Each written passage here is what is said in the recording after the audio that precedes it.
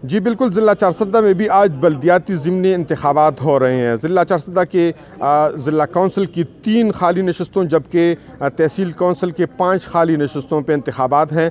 ज़िला कौंसिल की 3 खाली नशस्तों पे मजमूई तौर पर 13 उम्मीदवार जबकि तहसील कौंसिल के 5 खाली नशस्तों पे मजमूई तौर पर 21 उम्मीदवार जो हैं वो मैदान में उतर गए हैं। ज़िला भर में पोलिंग स्टेशनों की मजमूई तादाद जो है वो 108 है जिसमें 348 पोलिंग बूथ कायम किए गए हैं। हर पोलिंग स्टेशन पे पुलिस एहलकारों की तादाद हिफाजत के लिए जो है वो 5 से 15 तक एहलकार जो हैं वो तैनात हो चुके हैं।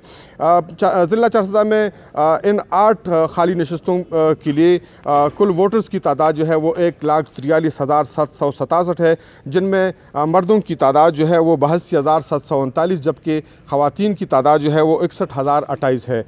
पोलिंग का जो अमल है वो सुबह 8 बजे से शुरू हो चुका है जबकि 4 बजे तक ये जारी रहेगा। जी।